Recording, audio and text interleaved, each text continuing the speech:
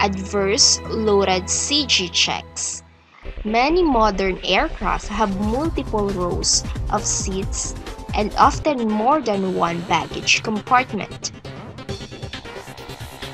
After any repair or alteration that changes the weight and balance, the aircraft and power plant mechanic or repairman must ensure that no legal condition of loading can move the CG outside of its allowable limits.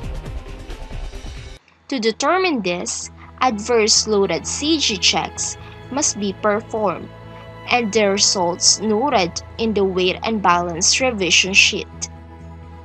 Forward adverse loaded CG check. To conduct a forward CG check, make a chart that includes the airplane and any occupants and items of the load located in front of the forward CG limit. Include only those items behind the forward limit that are essential to flight. This is the pilot and the minimum fuel. In this example, the pilot whose nominal weight is 170 pounds is behind the forward CG limit. The fuel is also behind the forward limit, so the minimum fuel is used. For weight and balance purposes, the minimum fuel is no more than the quantity needed for 1/2 hour of operation at rated maximum continuous power. This is considered to be 1/12 gallon for each maximum, except take-off metal horsepower. Because aviation gasoline weighs 6 pounds per gallon, determine the number of pounds of the minimum fuel by dividing the metal horsepower by 2. In this example, minimum fuel is 115 pounds. The front and rear seats and the baggage are all behind the forward CG limit, so no passengers or baggage are considered. Make a chart like the one in Figure 5-8 to determine the CG with the aircraft loaded for its most forward CG. With the load consisting of only a pilot and the minimum fuel, the CG is positive 36.6, which is behind the most forward allowable limit for this weight of positive 33.0. Aft adverse loaded CG checked.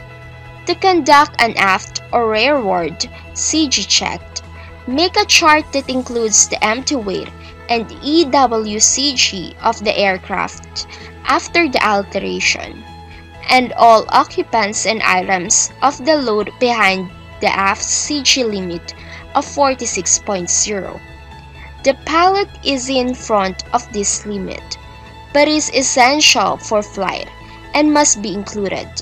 In this example, only the pilot will occupy the front seats.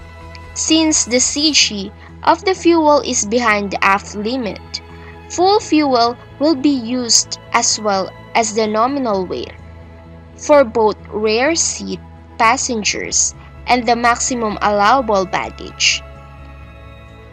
Under these loading conditions, the CG is located at positive 45.8, which is ahead of the aft limit of positive 46.0. With only the pilot in front of the aft CG limit and maximum of all items behind the aft limit, the CG will be at positive 45.8 inches, which is ahead of the aft limit of positive 46.0 inches. Ballast. It is possible to load most modern airplanes, so the center of gravity shifts outside of the allowable limit.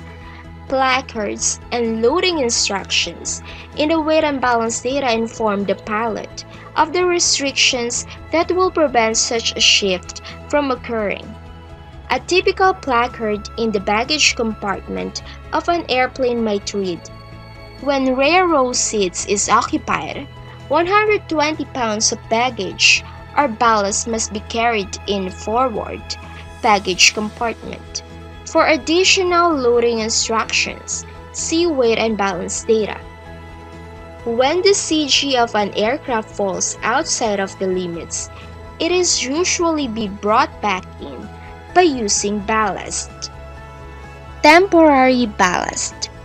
Temporary ballast in the form of lead bars or heavy canvas bags of sand or lead shot is often carried in the baggage compartments to adjust the balance for certain flight conditions.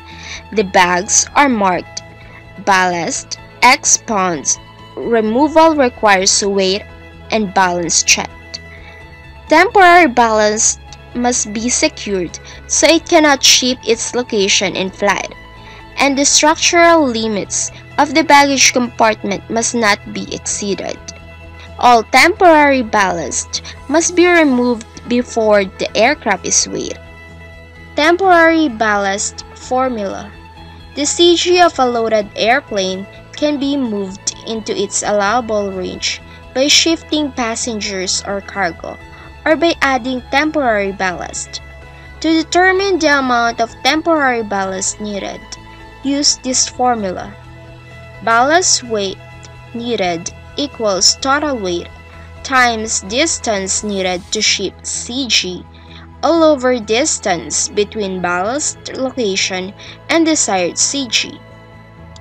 Permanent ballast. If a repair or alteration causes the aircraft CG to fall outside of its limit, permanent ballast can be installed. Usually, permanent ballast is made of blocks of lead, painted red and marked "Permanent ballast, do not remove." It should be attached to the structure so that it does not interfere with any control action, and attached rigidly enough that it cannot be dislodged by any flight maneuvers or rough landing.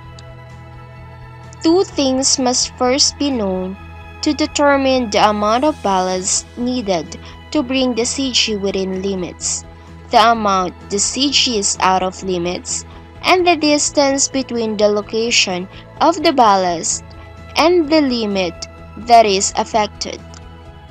If an airplane with an empty weight of 1,876 pounds has been altered so its EWCG is positive 32.2, and the CG range for weights up to 2,250 pounds is positive 33.0 to positive 46.0, permanent ballast must be installed to move the EWCG from positive 32.2 to positive 33.0.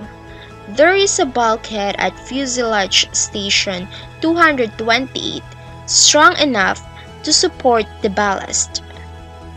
To determine the amount of ballast needed, use this formula. Ballast weight equals aircraft empty weight times distance out of limits all over distance between ballast and desired CG. Substituting the value, it will be 1,876 times 0.8 all over 228 minus 33. It will be 1,500.8 all over 195. The answer will be 7.7 pounds. A block of lead weighing 7.7 pounds attached to the bulkhead at fuselage station 228 will move the EWCG back to its proper forward limit of positive 33. This block should be painted red and marked "Permanent ballast, do not remove."